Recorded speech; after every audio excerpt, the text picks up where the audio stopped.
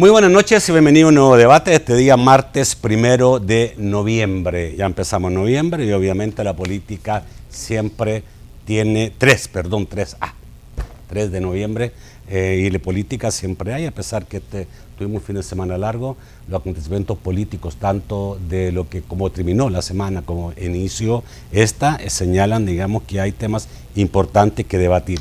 Para hablar de lo que pasó en la última plenaria y lo que pudiera pasar en la próxima, porque para la próxima se han anunciado otras aprobaciones de impuestos o contribuciones especiales, conversaremos hoy día con 2 dirigentes principales de sus partidos, y me refiero a 2 partidos que se hacen llamar de derecha. Los presento inmediatamente. Guillermo Gallego, diputado de Gana, jefe de fracción del partido, además vicepresidente de la Asamblea Legislativa. Buenas noches, Guillermo, bienvenido. Buenas noches, Nacho, buenas noches a los amigos televidentes y buenas noches al colega. Ernesto Mason, diputado y ex segundo del COENA, y posiblemente, digamos, esa elección lo va a volver a hacer como vicepresidente de ideología, pareciera. Buenas noches, Ernesto Mason. Buenas noches, Nacho, un gusto estar acá en tu programa. Un saludo a los televidentes y al colega diputado Gallego. Bueno, tema importante que hablar, lo que pasó en la plenaria, la aprobación de las 2 contribuciones para seguridad, una dirigida a todos, que los usuarios de telefonía, internet y cable, otra para las grandes empresas, o quienes ganan, quienes tienen utilidades anuales más de $500,000. No solo empresas, hay también algunos particulares, pequeños, no tan grandes empresarios que también tienen ese tipo de utilidades. También hablaremos de ese decreto que pasó en la plenaria pasada en relación a lo que es injuria y calumnia, que fue promovido por el partido Gana y que ha sido adversado por diferentes políticos y medios del país. Y también vamos a hablar de lo que puede venir en la próxima plenaria, como les dije, porque ya se ha anunciado la aprobación de nuevos empréstitos. Antes saludamos a la Central de Seguros y Fianzas, que hace posible este primer segmento de debate. Durante 30 años hemos consolidado nuestro liderazgo en fianzas. Somos expertos en seguro de personas, seguro de daños, fianza segura. Nuestro servicio es de calidad, ágil y oportuno. Alcancemos juntos nuestras metas, porque los salvadoreños no nos dejamos vencer. 3 décadas de desarrollo. La Central de Seguros y Fianzas. Por 30 años, su centro de confianza. Bueno, a ver, partamos con lo que fue la plenaria última, una plenaria que obviamente se suscitó muchísima controversia, sobre todo por la aprobación de estos 2 contribuciones o impuestos, como usted quiera llamarle, que son destinadas a seguridad, y que el presidente de la República agradeció este fin de semana que los diputados hayan votado por estos nuevos préstamos. Pero parece, digamos, que va a quedar bastante corto, porque entre ambos se están haciendo como $120 millones anuales, y hoy dijo el ministro de Hacienda que se requiere mucho más, por lo tanto hay que seguir ya sea endeudándose con bonos o préstamos o nuevos impuestos, que es lo que el ministro dijo, hay que pagar porque se requiere más dinero para seguridad. Partamos, digamos, por la posición de Gana. ¿Por qué Gana tuvo esa posición de apoyar? Porque hay otro partido como Concertación que apoyó uno pero no apoyó el otro. Incluso en uno fueron 3 diputados, no fueron todos. En el caso de Gana, como partido completo, apoyó las dos contribuciones especiales. Y además quiso meter, digamos, bueno, después hablamos del otro, de lo que es la reforma a la ley sobre calumnia e injuria. Bueno, muchas gracias, Nacho. Buenas noches al diputado Ernesto Mason. ¿Por qué Gana apoya este tipo de contribuciones especiales? Porque estamos conscientes de la dimensión del problema que tenemos en el país en el tema de seguridad. Es un problema asfixiante, agobiante, que está acabando con la vida de muchos salvadoreños. Porque la necesidad de recursos, y no lo dice solo el gobierno, lo reconocen los organismos internacionales, es indiscutible en este tema. Y no teniendo alternativas diferentes, yo siempre me hago esta pregunta: si el gobierno supiera que hacer estos esfuerzos en materia de nuevas contribuciones o impuestos si se quieren llamar así, es un suicidio político, pues no lo va a hacer, pero realmente no hay alternativas. Nosotros haciendo esa valoración de la situación del país y claro de que esta recaudación que va a alcanzar hasta 130 millones del año de dólares al año va destinada única y exclusivamente para poder dotar de recursos económicos a la policía y a todo el aparataje en materia de seguridad.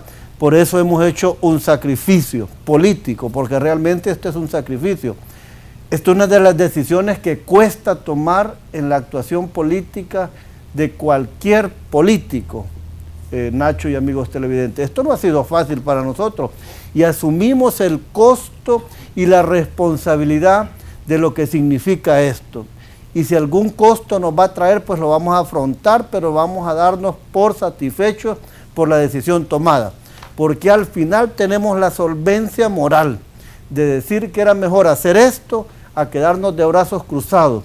Tenemos la solvencia como para exigirle al gobierno que hemos apoyado los esfuerzos en materia de recursos para poder aumentarle a los policías, para que puedan hacer un mejor trabajo, para que puedan tener mejores recursos logísticos para combatir la delincuencia.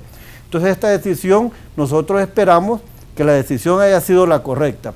No nos ha gustado, indiscutiblemente, que todos los señalamientos, todas las situaciones que se dan a través de los diferentes medios de comunicación, nosotros las vamos a aceptar y vamos a dar la cara. Y por eso yo estoy esta noche aquí con ustedes, pues dando la cara por mi partido y aceptando la responsabilidad. Pero como digo, era mejor, Nacho, hacer esto, tomar esta decisión que significan 130 millones de dólares anuales. Insuficiente. Insuficientes, porque según el delegado de la ONU para el tema de seguridad, que tiene que ver con esta comisión que ha formado el gobierno, se necesitan alrededor de 200 millones por año. 450. En el país, 450. De acuerdo al plan, que ha hecho la comisión. Al plan que ha hecho la comisión. ¿Cómo se va a dividir esto? Pues la aportación que se va a hacer por el consumo telefónico será de aproximadamente entre 80 millones. El resto será de aquellas empresas que tengan ganancias de más de 500 mil dólares al año. Es decir, estas empresas podrán estar aportando, si ganan 500 mil, si este fuera el máximo, 25 mil dólares al año. Es decir, 2.800 dólares mensualmente. Con respecto, y la decisión de las telefónicas fue quizás de las más difíciles de tomar, pero hemos tomado en cuenta y por eso nosotros esperamos o tratamos de coincidir que a partir de la implementación de la reducción de la tarifa a las telecomunicaciones pudiera entrar esta contribución especial. Se está reduciendo el 13%. De ese 13%, prácticamente se está aumentando un 5%, quedando libre un 8%, es decir, las personas realmente no van a experimentar un cargo.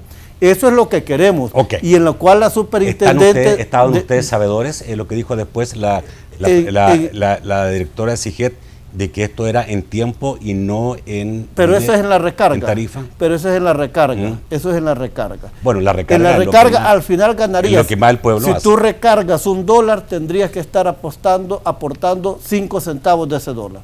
Pero te darán minutos, que tiene una compensación. Ok. El caso del Partido Arena, ¿por qué no dio los votos? Mira, Nacho, nosotros estamos de acuerdo con que hay que llegar más recursos hacia la seguridad del país y enfrentar ese problema con total decisión dentro de un plan integral, haciendo un uso eficiente de los recursos y logrando los resultados que se necesitan para reducir los índices de violencia y criminalidad que está viviendo nuestro país. Lo que no estamos de acuerdo es que se haga llegar esos recursos por la vía de golpear a la población con más impuestos, encareciéndole el costo de la vida, encareciéndole el costo de su canasta básica. Esto golpea especialmente a los más vulnerables de los salvadoreños porque por teléfono habla igual el rico que el pobre y por consiguiente está golpeando mucho más al pobre en proporción a los ingresos que recibe.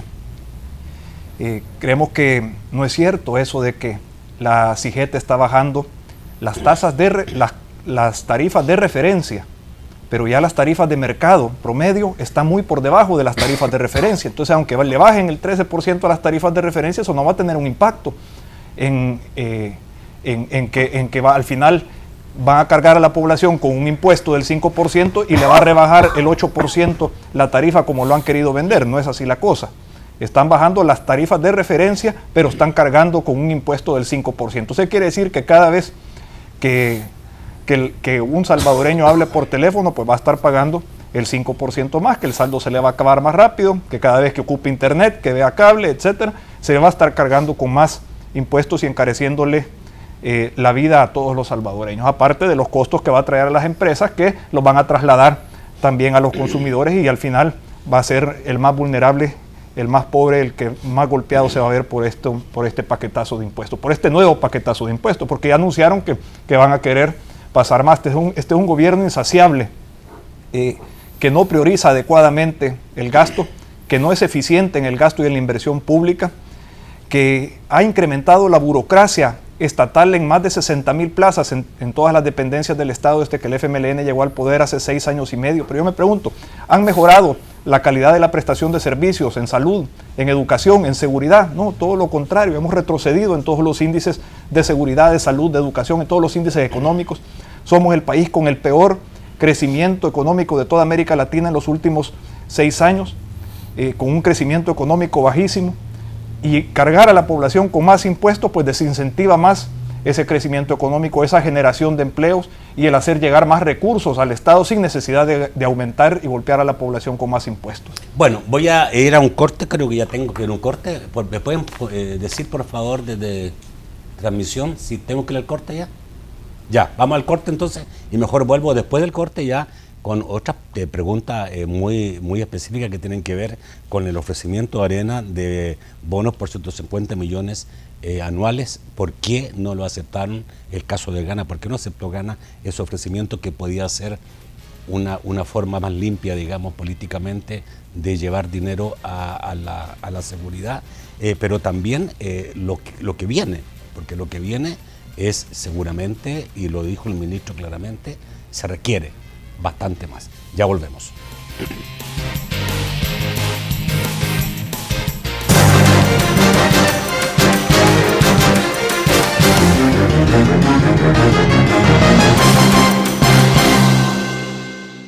¿Qué hace crecer al país? Su gente. Una de las metas del Ministerio de Economía es promover la transformación de diferentes industrias y servicios que generen fuentes de trabajo digno, multipliquen las exportaciones y conviertan al país en un proveedor competitivo para el mercado local e internacional. Esto es posible gracias a nuestra mayor riqueza, nuestra gente. Tenemos todo para lograrlo, porque juntos podemos hacerlo. Unámonos para crecer. Ministerio de Economía, transformando la economía.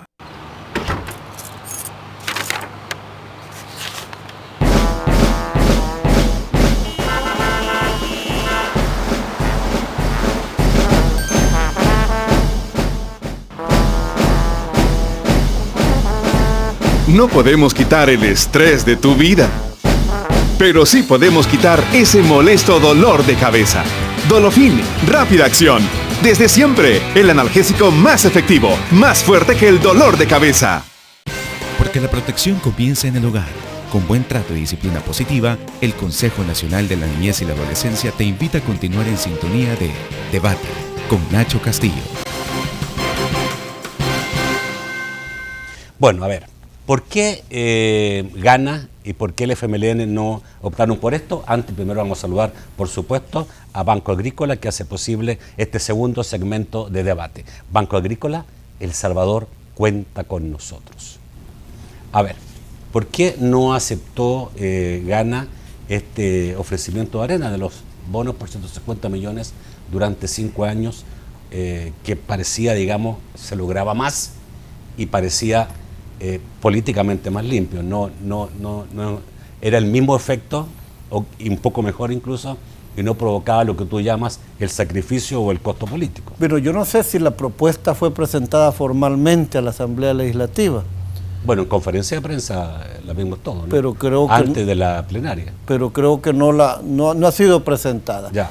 Como tú lo decías, el ministro Cáceres ha dicho algo esta mañana de que todavía se requiere más. Si Arena presenta formalmente la pieza y la propuesta, nosotros la podemos estudiar. Y Tengo entendido que la presentó por la otra, no digamos las dos cosas juntas. Y podemos analizarla, pero hoy por lo menos Hacienda, en la agenda de la Comisión de Hacienda no había llegado. Pero estamos abiertos a buscar otras alternativas. La necesidad es grande, como te lo he dicho, y prácticamente nos hemos quedado relativamente cortos con lo que se está haciendo. Yo coincido con el diputado Mason, el gobierno tiene que hacer ajustes también al interior de todo este aparataje, pero mientras eso sucede o no lo hagan, pues como yo vuelvo a decirte, es asfixiante el problema de la seguridad en este país. ¿Tiene condiciones? ¿Pone condiciones? Claro. ¿Cuáles son las condiciones? Bueno, que los niveles de delincuencia bajen en el país. ¿Que haya auditoría de esto? Primero, que los niveles de delincuencia bajen en el país. Segundo, que este dinero sea únicamente exclusivo para el tema de seguridad. Y no precisamente lo va a manejar el Ministerio de Hacienda, porque de ahí se dilúe en una serie de todo el presupuesto general de la nación. Pero quizás lo que nosotros hemos más valorado... Perdón, ¿ese dinero no va exclusivo para seguridad? ¿Cómo no? No, por eso no va a Hacienda exclusivamente, sino que hay un comité que se ha formado. Pero la prioridad de Gana, Nacho, y nosotros, como te digo, este costo político. Y ustedes me han escuchado a mí muchas veces hablar de la preocupación que tenemos sobre el tema de seguridad. Y este aporte importante de 130 millones de dólares va a ser significativamente un aporte muy determinante para el combate a la delincuencia. Todos coincidimos, incluso el señor Rudy Giuliani, que trajo la ANET, dijo que lo primero para echar a andar todos los planes habidos y por haber, él concluía que lo que se necesita es un aporte económico. Y mientras no tengamos ese recurso, difícilmente podremos arrancar. Porque la verdad, digamos que lo que dice él tiene razón. Todos han dicho necesitamos más dinero. Coincidimos en que hay que hacer llegar más recursos hacia la seguridad del país.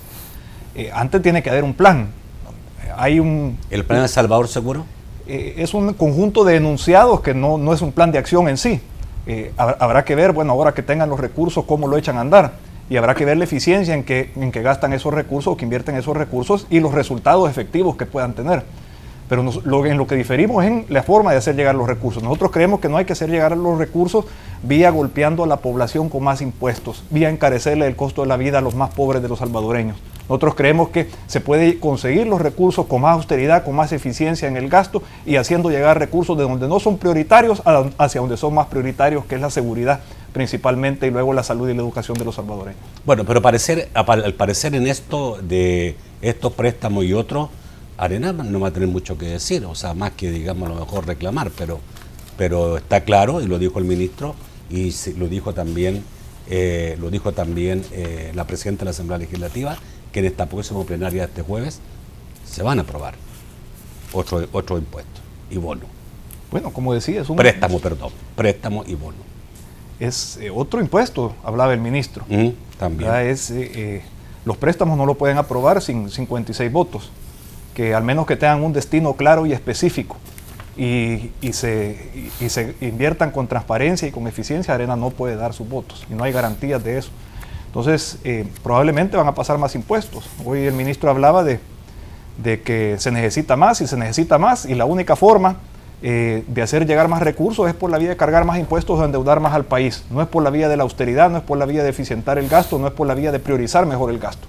Y eso lo lamentamos nosotros, que sean los salvadoreños los que tengan que pagar la incapacidad de este gobierno. Guillermo, la presidenta de la Asamblea hablaba hoy día que ya tenía los 45 votos para aprobar, ya sea un bono, habló, también habló de un préstamo. Pero yo antes, Nacho, quiero hacerte un ejercicio. Alguien promedio gasta $20 en consumo en teléfono mensualmente en este país. Si a eso le calculamos, si a eso le hacemos esta operación, de los 20 que se pagan a partir del 1 de noviembre del 2015 se van a pagar 17.4 porque hay una reducción del 13% a la factura del celular. de este nuevo monto vas a contribuir con un 0.87, que es el 5% de los 17.4, para fortalecer a la policía y a la seguridad. Al final lo que se va a pagar, lo que tú vas a pagar son 18.27 de dólares, haciendo el ejemplo de $20. Es decir, la gente va a experimentar una reducción. No obstante, el 13 era la reducción de la tarifa del consumo telefónico. Nosotros lo que tratamos fue de encontrar esa posibilidad del 13 para poder agregar el 5. A ver, muchos pueden estar pensando en este momento, mire, ¿será verdad eso? Cuesta creerlo, digamos, que al final baje en vez de suba. Imagínate qué bonito que van a poner un impuesto y le va a bajar la tarifa a la población. Ojalá así fuera. Pero es que la tarifa ya estaba con ley, ya es por ley que tiene que reducir. Ahora, si las empresas telefónicas, en su ambición de no querer perder nunca, no aplican la ley, pues ahí estará la Superintendencia de Comunicaciones, la licenciada Blanca Coto, la que tendrá que regular y sancionar. Y cuando habla de sanciones, entiendo yo que son multas, tal vez a esto le tienen miedo, pero deben de acatar la ley. ¿Será que eso se va a dar? Bueno, lo veremos en noviembre, veremos en noviembre cuando lleguen las primeras facturas telefónicas. Y si quieres nos volvemos a sentar y ahí vamos a determinar si esto es verdad o no. Solo aclarar que lo que la CIGET ha bajado son las tarifas de referencia. Las tarifas que cobran en promedio las telefónicas ya andan muy por debajo de las tarifas de referencia, me parece que un 30 y pico % abajo. O sea, la CIGET tiene potestad para fijar tarifas referenciales. Tarifas referenciales. Las telefónicas no pueden ir sobre esas tarifas, pero pueden ofrecer paquetes bajándola. No, entiendo que son de referencia, como para que el consumidor tenga un indicador, así como el Ministerio de Economía publica los precios de referencia del combustible, pero cada gasolinera puede poner el precio que quiera. Y si lo pone muy alto, pues no le llegan clientes. Si lo pone bajo, pues tendrá más volumen en venta. Entonces, lo que pasa es que las tarifas de referencia me parece que andaban en promedio por 18 centavos el minuto. Las tarifas promedio de mercado andan por debajo de los 14 centavos por minuto, entonces ya andan por debajo. ¿Qué es lo que va a pasar? Van a bajar las tarifas de referencia, pero las tarifas de mercado se van a encarecer porque hay un impuesto del 5% que le está encareciendo al salvadoreño promedio que habla por celular, que le llega su factura de cable, su factura de internet, le va a subir el 5%, se le va a acabar más rápido el saldo, cada foto que suba al Facebook desde su celular le va a salir más cara. En fin, nunca ha pasado que van a poner un impuesto y que van a bajar las tarifas. Eso es imposible lograrlo, alguien tiene que pagar el costo de esto y ese costo lo va a pagar los salvadoreños. Este costo lo tienen que pagar las empresas telefónicas, que han hecho ya muchas ganancias en el país. Y no es que yo esté en contra de ellas ni las ataque, pero realmente todos conocemos y todos nos hemos quejado. Sino que levante aquí la mano un salvadoreño, ¿quién no se ha quejado de los cobros que hacen las empresas telefónicas? Si muchas veces aquí el que recarga su celular, solo por meter el número de recarga, ya prácticamente consumió la mitad. Entonces yo creo que son en este momento las telefónicas. Para eso está la ley y tendrá que ser, como digo, las instituciones, en este caso la Superintendencia de Telecomunicaciones, la que vele por esto. De lo contrario, creo que estarán burlándose de nuevamente. Y quienes se pueden burlar son estas empresas. Y ahí es donde nosotros debemos de tener cuidado. Bueno, obviamente a mí me gustaría solo saber si el partido gana, tiene comprometido sus votos ya por posibles nuevos impuestos, como dijo, porque hay varias cosas que pueden suceder este jueves. Una es la aprobación de una ley de cárcel para los evasores. Los evasores hoy día no tienen esa pena de cárcel, sino que tienen multas. Y en el caso, digamos, hay otra ley que también se quiere aprobar, que es la solicitud de que declaren patrimonio no solamente los funcionarios, sino que también los empresarios y algunas personas que tienen ingresos por determinado monto que todavía no se ha fijado. Mira, Nacho, aquí se ha hecho un mito que yo quiero proponer el próximo jueves a las 10 de la mañana. Presentaré una pieza de correspondencia para formar una comisión especial que investigue el tema de la evasión y la elusión y el contrabando. Es que aquí ha habido un mito que dicen los que evaden, si se lograra recuperar esos 2.000 millones de evasión. Entonces yo me pregunto, esto no ha sido de este gobierno, sino que de todos los gobiernos anteriormente han dicho, miren los que van. Bueno, y si están o hemos estado en el gobierno, ¿por qué no hemos controlado eso? Entonces, la mejor manera de investigar esto realmente, antes de pasar a penalizar más drásticamente la evasión y la ilusión, yo creo es conocer la verdad. Ok, ¿no se aprobaría entonces este jueves? Por lo menos Gana, ¿No en este momento no está sino pensando que lo que Gana está dispuesto a que se investigue mejor. En una comisión especial con amplias facultades, como lo establece la Constitución, que averiguamos, que conozcamos, que sepamos qué realmente es lo que está pasando en el país. Porque aquí, cuando cada vez que se menciona esto, por una parte se dice es persecución política, pero los gobiernos insisten, miren, sí se está evadiendo, bueno gobierno, y si está en el gobierno, ¿por qué esto no lo ha detenido? Entonces yo creo que hay que investigarlo antes de pasar a penalizarlo más drásticamente. ¿Y en el caso de declaración de patrimonio para algunas personas, no solamente para funcionarios? Bueno, a mí me parece que esto sí es bastante interesante, puedo decir la palabra de esta manera, y creo que en esto sí pudiéramos encontrar coincidencias para poderlo aprobar, pero tendríamos que analizarlo, pero sí me parece que también pues, estas personas deben de hacerlo anualmente, como es la propuesta que se ha presentado. En el caso de ustedes, ambas iniciativas, cárcel para evasores y declaración patrimonial de quienes no son funcionarios, pero que tengan ingresos superiores. Mira, creo que ambos ameritan muchísima discusión. Por ejemplo, en el caso de los empresarios que tengan negocios con el Estado, pues estaríamos abiertos a analizar la posibilidad de que puedan declarar bienes patrimoniales, y así han habido casos de gente que se ha beneficiado de contratos estatales y que ha multiplicado su patrimonio muchísimo. Y creo que son casos que pueden analizarse aparte del de funcionarios y exfuncionarios públicos que tenemos que declarar nuestro patrimonio. Con el caso de cárcel para los evasores, pues habrá que definir bien qué es un evasor, porque alguien que de acuerdo al Ministerio de Hacienda debe un impuesto que de acuerdo a él no lo debe y que está en un proceso apelando ese impuesto. Está en un juicio, en un proceso judicial. En un proceso judicial o un proceso administrativo que no ha finalizado, pues no estaríamos de acuerdo. Lo que diera lugar es que a una autoridad que sea arbitraria o que tenga acceso a una excesiva discrecionalidad pueda usarlo como una herramienta de persecución fiscal en contra de sus opositores. Este tema de la evasión y la ilusión requiere bastante más estudio, aparentemente. Voy al corte y volvemos inmediatamente.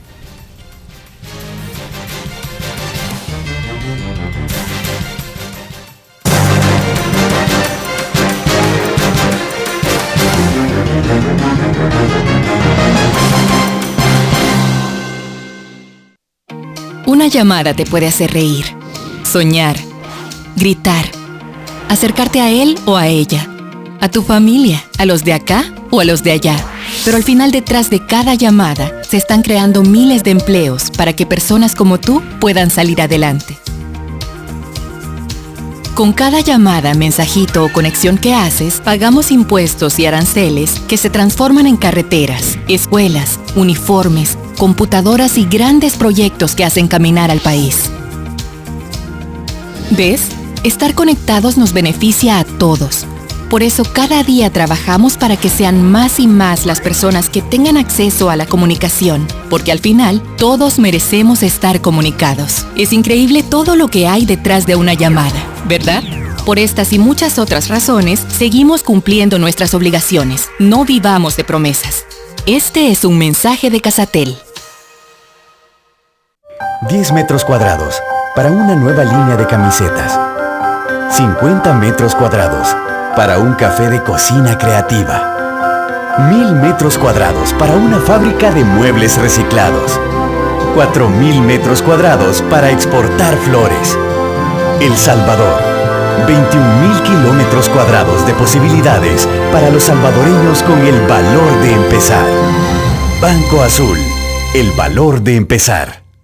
Ministerio de Economía. Transformando la economía. Nuestra mayor riqueza, nuestra gente. Te invita a continuar en sintonía de Debate con Nacho Castillo. El tercer segmento de debate, gracias a Claro. Claro que sí. Bueno, a ver, estamos claros entonces que hay que entrarle a más estudio. Por ambos partidos están de acuerdo para este tipo de dos cosas. Lo que no me quedó claro, Guillermo, en relación a un bono o préstamos por 200 millones que escuché, está dispuesto ya, está negociado entre FMLN y Gana el votar por esa. Nosotros hemos conocido esta noticia hasta el día de hoy también. No ha llegado esto formalmente, no conocemos detalles. ¿Por qué la presidenta de la Asamblea habla que tiene 45 votos? Yo no sé, yo no le escuché eso realmente. Pero, yo lo leí, no lo escuché. Pero lo que sucede, y bien lo explicaba el diputado Mason, para aprobar esto al final se requieren de 56 votos. Tal vez en una primera ronda se puede, para iniciar los trámites, con 43, pero eso no es suficiente según nuestro ordenamiento constitucional. Vamos a analizarlo. Nosotros estamos siempre en la disponibilidad y la disposición de apoyar todo esfuerzo que vaya encaminado a poder brindarle seguridad al país. Vamos a recibirlo y una vez lo tengamos en nuestras manos, pues conoceremos mejor cuáles son las condiciones de este préstamo y cómo es que se ha planteado. Quiero ir al tema de las reformas planteadas y me gustaría realmente saber cómo se dio ese proyecto de ley que fue introducido por el partido Gana en la plenaria pasada. Yo diría, digamos, sorpresivamente, porque nadie lo sabía. No sé si lo sabían otros partidos, pero nosotros, la población, los periodistas, no teníamos idea que el partido Gana iba a introducir un proyecto de reforma para modificar la ley contra la difamación, y que se iban a cambiar, se iban a ampliar las penas para establecer, en vez de multa, penas de cárcel. Aquí ha habido una serie de reacciones, algunas han dicho que esto es una ley mordaza, que lo que busca el partido Gana es meter preso a periodistas, sobre todo en momentos que el periodismo ha estado informando sobre hechos que han salido de la Corte Suprema o de probidad, señalando algunos, lo que pareciera ser aumentos desmedidos de patrimonio de algunos diputados, entre ellos tú, ya lo que se ha mencionado. ¿Es una respuesta a esto, a la información que se ha entregado? No. ¿A qué se es? Primero quiero decir que mi patrimonio, como el del patrimonio de todos los diputados, nosotros ya hemos solicitado los patrimonios también de los diputados de diferentes partidos políticos para darlos a conocer, son públicos. Y estos no tienen por qué ser objetos de condena o de censura. En lo personal, yo estoy muy agradecido con el medio que hizo el favor de publicar mi patrimonio, porque con esto se botó aquel mito o aquello que yo fui difamado muchas veces por un partido político en el que me acumulaban millones y millones de dólares. Ahí demostré que en 15 años de diputado mi patrimonio, yo lo puedo decir muy franca y sinceramente, llega a $513,000. Pero no es que yo tenga $513,000 en el banco, ya quisiera yo. Ahí van muebles, mi casa donde vivo, van inmuebles, que toda tu propiedad, pueden ser vehículos, y van, pues, por supuesto, cuentas bancarias. Así es que yo no tengo ningún problema y me alegra, porque esto le quita a uno un gran pesar de que pues andaba señalando que los diputados, que lo que... Entonces, no, pero no es eso. ¿Puede Nacho. un diputado con un sueldo de $3,000 promedio tener ese tipo de patrimonio? Sí, Nacho, ¿y por qué no puede? ¿Por qué no se puede poner? En mi caso, yo he explicado ya también que mi patrimonio tiene dos ingresos fuertes. Que tu señora también. Cuando yo me caso, que se unen patrimonios, y cuando adquiero un préstamo en el Banco Scotiabank, por cierto, que les agradezco que me lo dieron para comprar mi casa. Yo ahí he pagado mi casa cuota mensuales, hay que pagarla, si no ya la estuviera embargado. Entonces ahí viene el incremento de mi patrimonio. Y por eso digo, pues yo no me he molestado y no es una reacción. Es más, la propuesta no dice que va dirigida a los ingenieros, a los abogados, a los periodistas. La ley no puede ser específica, la ley es en términos generales. Yo no estaba en el país y por eso no voy a decir que no es responsabilidad mía. Del aeropuerto el día jueves, que yo llegué a las 6 de la tarde, me he ido a la asamblea en un viaje personal, que quiero decir también que tengo 20 meses de no salir en viajes de la Asamblea Legislativa. Este viaje, lo aclaro pues porque no sé qué que venía de un viaje. Hay que aclarar todo hoy día. El último viaje que hice fue el 20 de mayo del 2014, es decir, ya tengo, ese es mi cuota de ahorro que quiero hacer a la Asamblea Legislativa para que no se tengan gastos. Entonces llego a la Asamblea y me encuentro... No es de tu autoría. Y me encuentro con el proyecto, pero asumo y tengo también responsabilidad como miembro de Gana.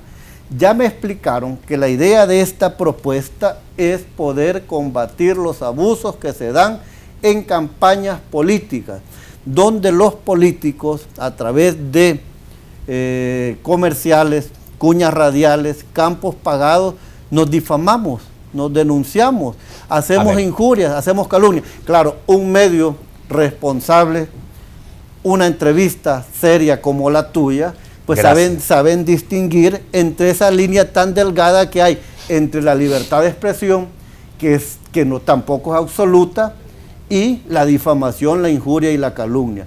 Yo creo que nadie que cometa esto debe sentirse atemorizado. En todo caso, Nacho, si alguien fuera a denunciar esto, la justicia va a prevalecer si no hay calumnia, no hay difamación. Pero quiero mandar también un mensaje. Nosotros teníamos los votos para poderlo aprobar el día jueves, y tengo que ser sincero.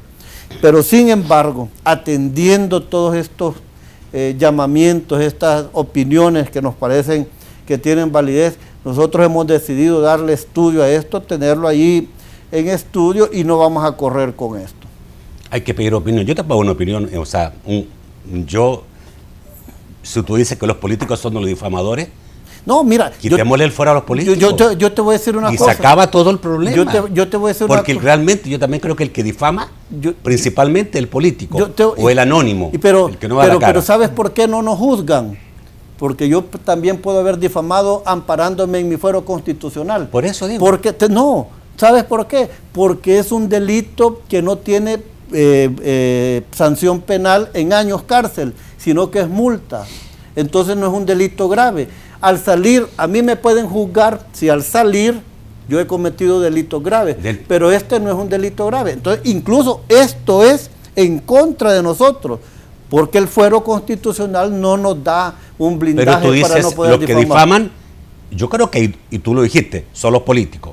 Yo agregaría el político y el que no da la cara, el que a través de redes sociales se oculta y no da la cara. No, pero ahí no solo políticos. Pero ahí no solo políticos. Hay de todo. Por eso digo. Te digo, hay gente que tiene hasta 20 cuentas falsas. Por eso digo yo. Y no precisamente los que difaman son los políticos y los que no pueden no dar la cara, los que trabajan en el anonimato. Entonces, ¿cuál ley mordaza? Pero las leyes son hechas para todos. Entonces aquí estamos, prácticamente aquí nos estaríamos autovacunando nosotros, mejor. Eso sería la idea, porque realmente Nacho, alguna vez que se vacunen. Entonces no es una ley mordaza para el periodismo. ¿No? El caso de ustedes, ¿qué piensan de este proyecto? Mira, tradicionalmente estos delitos de la injuria, la calumnia, la difamación han sido utilizados como medio para amordazar a la prensa libre y como para callar la crítica de los opositores a estas personas. Nosotros, los funcionarios públicos, los políticos, las personalidades públicas están sujetas al escrutinio de la prensa y de la población, y debemos someternos a ese escrutinio. Y no debemos temerle a la crítica que nos pueda realizar la población, a la investigación periodística que se realice y que se publique. Y si alguien transgrede el honor de la persona difamando, calumniándola, pues hay una instancia por la vía penal, pero sin cárcel, que busca indemnizar por los daños causados al honor de la persona. La tendencia mundial es de ir despenalizando este tipo de delitos y de irlos pasando a que sean delitos, a que se vean en instancias civiles y no en la instancia penal. Nosotros tenemos una legislación intermedia, porque se ve en la instancia penal, pero son delitos no carcelables. Entonces, incluso la Comisión Interamericana de Derechos Humanos, en su informe más reciente, ha establecido que eliminar las normas que criminalizan la expresión y de impulsar la proporcionalidad de las sanciones ulteriores. Eso es descarcelar este tipo de delitos, porque en un régimen que ve como referente, por ejemplo, el partido de gobierno ve como su referente a Venezuela, ve como su referente a Cuba, ve como referente a esos regímenes dictatoriales y represivos que atacan a sus opositores políticos, que tratan de eliminar a la prensa libre e independiente, que tratan de eliminar el periodismo investigativo. si nosotros lo vemos en este país, y me sorprende que la propuesta haya venido de Ghana, porque el candidato que apoyó a Ghana en las pasadas elecciones presidenciales es un candidato que tiene medios de comunicación, que ha estado en medios de comunicación toda su vida profesional. Por eso me sorprende muchísimo de que este proyecto de ley Mordaza sea impulsado por este partido. Espero que esto se estudie, esto se discuta y no tratemos de improvisar, apresurar este tipo de leyes que vendrían a causar muchísimo más daño, porque en la contraposición de proteger el honor y la intimidad de las personas versus proteger la libertad de expresión, la libertad de prensa, la tendencia mundial es a proteger más la libertad de expresión y la libertad de prensa. De todas maneras, digamos, siempre la responsabilidad en lo que se dice es sumamente importante y la verdad es que duele cuando se calumnia y se injuria.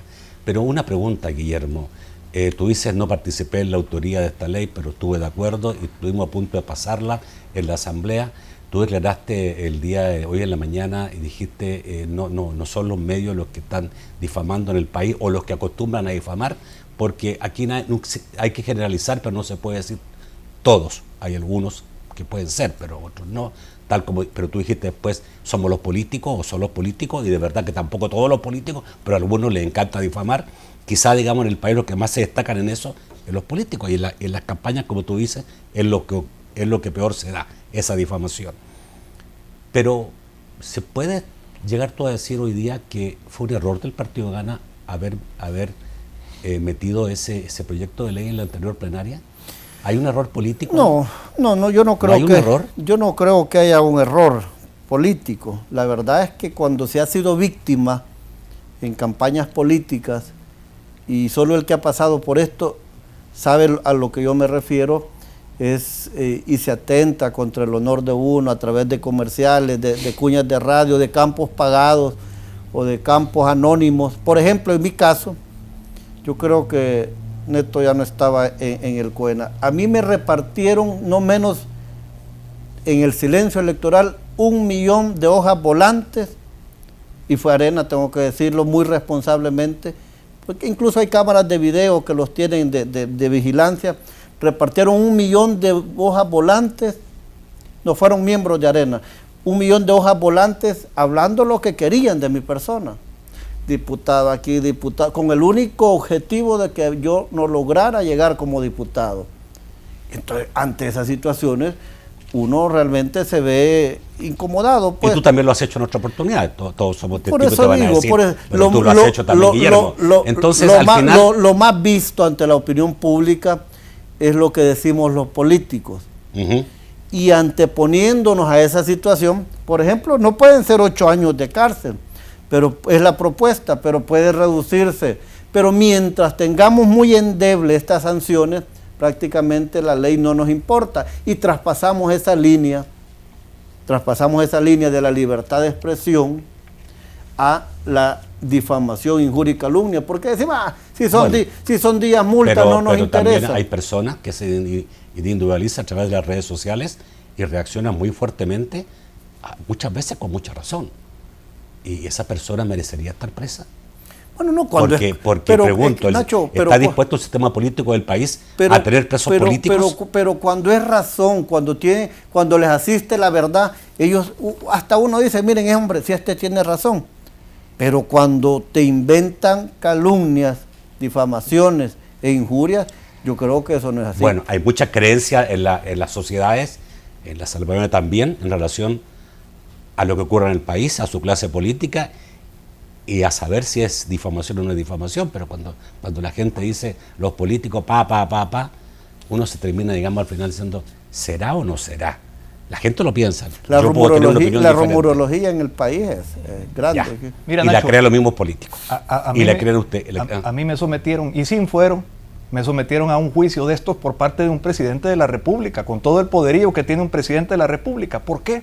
Por pedir explicaciones, que si él es el que iba en el Ferrari ese que se fue a estrellar. Bueno. Entonces, este tipo de cosas que buscan callar la crítica, callar el periodismo investigativo, callar la libertad de expresión, no deberían de tener cabida en un régimen democrático. No es una reforma contra la libertad de expresión, contra la prensa, es contra los que difamen, y esto independientemente sea abogado, sea empresario, sea médico, sea estudiante, sea lo que sea. Eso es lo que se trata de salvaguardar. Yo puedo decir, nosotros como Ghana, ya que hablaba el diputado Mason, nosotros como Ghana jamás desde nuestra existencia nos hemos prestado para atentar contra las libertades individuales del ser humano en este país. Ghana no se ha prestado en ningún momento para transformar el sistema democrático, republicano y representativo. Sí, pero imagínate lo que significaría una ley más dura contra la difusión de la calumnia, donde todos seamos afectados por la ley o posiblemente afectados, Nacho, y los políticos no porque tienen fuero. Imagínate qué maravilla. Pero eso es como estar aceptando, yo soy difamador,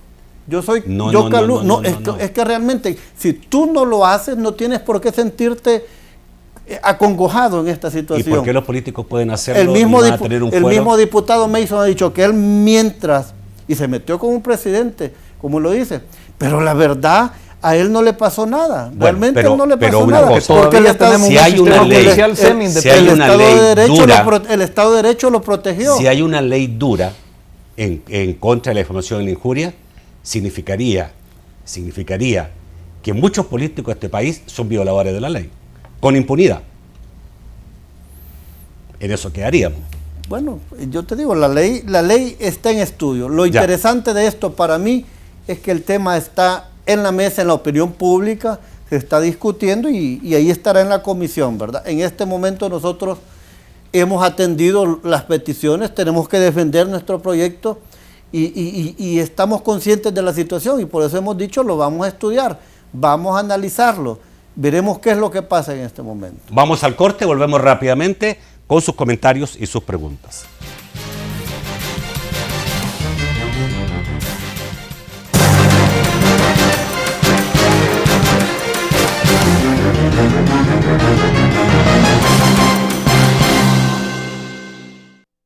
Porque la protección comienza en el hogar. Yo le he enseñado a mi hija y a mi hijo que nadie debe tocar su cuerpo. Yo acompaño a mi hijo a la escuela, aunque me toque levantarme más temprano. Yo les ayudo a hacer tareas y aprendemos juntos cosas nuevas. En mi familia educamos sin golpes y sin gritos. Yo no lo dejo solo y sé a dónde va y con quiénes está cuando sale de casa. Consejo Nacional de la Niñez y de la Adolescencia.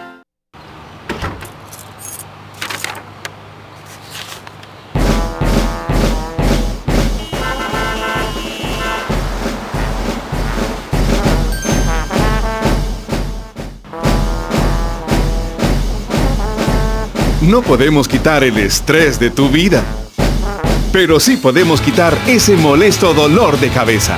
Dolofin, rápida acción. Desde siempre, el analgésico más efectivo, más fuerte que el dolor de cabeza. Durante 30 años, hemos consolidado nuestro liderazgo en fianzas. Somos expertos en seguro de personas, seguro de daños, fianza segura. Nuestro servicio es de calidad, ágil y oportuno. Alcancemos juntos nuestras metas, porque los salvadoreños no nos dejamos vencer. 3 décadas de desarrollo. La Central de Seguros y Fianzas.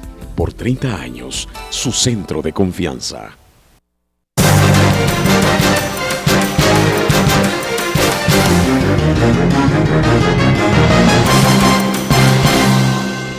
El último segmento de debate gracias a Sistema Fedecrédito. Con tus tarjetas de crédito del Sistema Fedecrédito, disfruta de tus mejores ventajas. Somos un país de familias grandes, como los López, quienes tienen 4 hijos y no se llevan ni un año, pero de la mano se han apoyado siempre para recoger el fruto de cada mañana. Así, tan unidos y cercanos como tus cajas de crédito y los bancos de los trabajadores del Sistema Fedecrédito. A la vuelta de la esquina, estamos donde tú quieres estar. Sistema Fedecrédito, queremos darte una mano. Buenas noches, Francisco Bonilla. Placer saludarles en esta noche de martes. Iris Sifontes es la primera que aparece a través de Twitter y dice: al implementar la ley Mordaza, lo que quieren es reprimir la libertad de expresión. Xavi Bautista dice: ¿por qué el gobierno impone impuestos cuando el ministro de Seguridad dice que tiene 140 millones sin ejecutar? Carolina Bertrán dice, no es llevar esto a burocracia. Hacienda debe saber quiénes son evasores respecto a una comisión que investigue a las personas que evaden. Dice Juan Cabrera, ¿no será que lo ocuparán para la insolvencia económica del gobierno? Si deben a tantos proveedores, ¿qué proyección? Dice respecto a la aprobación del nuevo impuesto. Francisco José Rivas dice, entonces estarían de acuerdo con la conformación de una CICIES que investigue los casos de corrupción. Esto sobre también la posibilidad de crear una comisión para investigar la elusión. Óscar Hernández Galán dice, pregunte a los distinguidos, ¿cuándo aprobarán el aporte de los funcionarios? Joaquín Canales, y eso es amenaza. Suena a extorsión, diputado. Préstamos a cambio de proteger evasores de impuestos. Le dice a Ernesto Mason sobre los 56 votos que necesitan para aprobar préstamos. Carlos Rodríguez dice, ¿y el señor Gallegos por qué no investigó la evasión cuando estuvo en Arena? Eric Iván Ortiz dice, la mejor política es el crecimiento. Por cada 1% que aumenta, el fisco recibe casi 900 millones adicionales en recaudación. Minero Ramos dice, ¿por qué no se presenta un plan de austeridad para la Asamblea Legislativa? ¿Por qué no se socan el cincho como lo venimos haciendo los electores? Wilber Rodas dice, ¿estaría dispuesto, diputado Mason, a exigir a los empresarios de la telefonía a no trasladar el impuesto a la población? Emilio Monterrey dice, pregunte a su invitado Ernesto Mason si su partido estuviese gobernando, también estaría en oposición a estos nuevos impuestos. Ismael dice, el país también necesita que se mejore el recurso humano del sistema penal, capacidad de investigación, etc. Finalmente, Ana María Palacios dice, si se ocupa el dinero, ¿y el presupuesto general de la nación para qué es?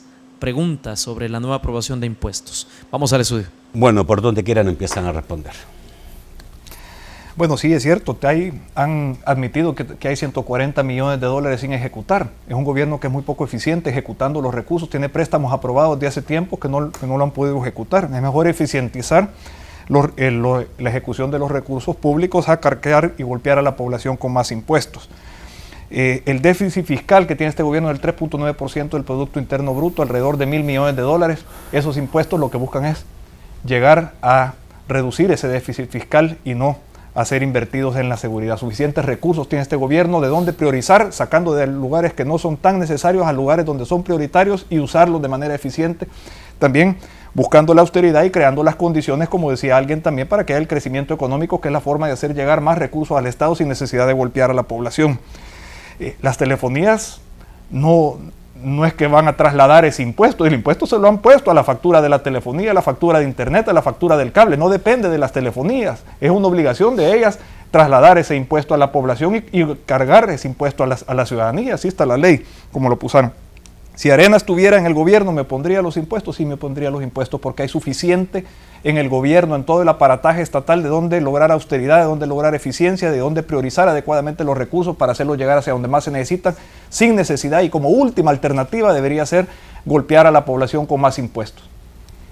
Guillermo. Bueno, en el tema de los evasores y los elusores, nosotros lo que vamos a plantear es una investigación. Como te digo, aquí es un mito, es una verdad, es una mentira, pero se habla tanto de que existen tantos evasores en el país y que esto podría generar tanta cantidad de dinero que realmente es de hacer un análisis sobre esta situación. Y por eso vamos a proponer la comisión especial que tenga facultades. Mira, a mí me han contado casos de gente que está muy informada que, por ejemplo, en esto de la evasión, esta famosa red de corrupción de Guatemala, La Línea, algunos malos empresarios de aquí de El Salvador introducían todo a través de Guatemala posteriormente y evadían impuestos y posteriormente lo pasaban aquí posteriormente los trasladaban a El Salvador, productos y tantas cosas que ellos hacen. Entonces esto es bueno que lo conozcamos y así de una vez por todas creo que mataríamos ese morbo de que los evasores, que los elusores, teniendo datos reales y conocimiento de realmente qué es lo que en el país pasa en el tema evasión, elusión y contrabando.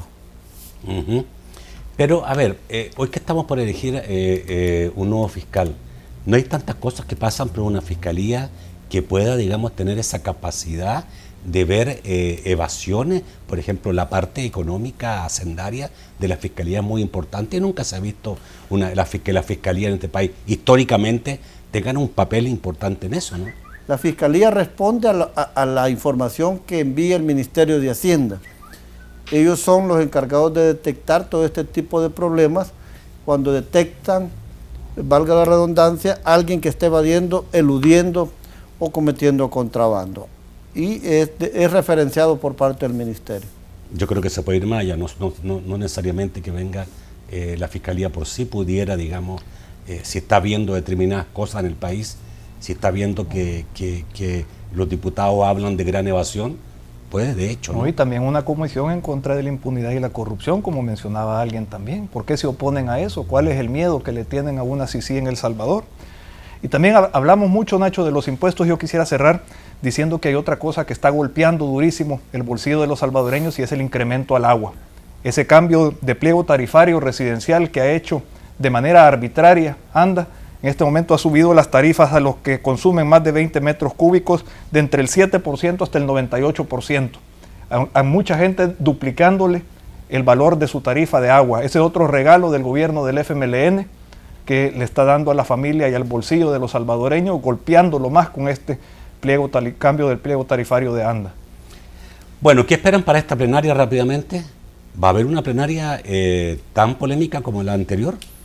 Relativamente se espera que sea corta, de hecho está convocada a las 2 de la tarde. Ya. Entiendo yo que no hay mayores situaciones para este jueves, habría que esperar, ¿verdad? Siempre hay modificaciones de agenda y por ahí resulta siempre un tema de discusión. ¿Ustedes, el de los 200 millones que dijo el ministro? Esperaría yo que no busquen improvisar nada, que toda propuesta que quieran hacer, que es válido hacer propuestas, sea con la suficiente discusión, que entre por la comisión correspondiente y no con dispensa de trámites y que busquen improvisar alguna reforma, especialmente una que venga a golpear a la población con más impuestos. Muchísimas gracias por estar esta noche, gracias a Guillermo Gallego por estar esta noche. Bueno, muchas gracias Nacho y muchas gracias a los amigos televidentes y buenas noches pues al colega. Gracias Ernesto Meiso. Gracias Nacho y gracias a todos los que nos sintonizaron. Gracias amigos televidentes, los espero mañana siempre a las 8 de la noche en un nuevo programa de debate. Que pasen muy buenas noches.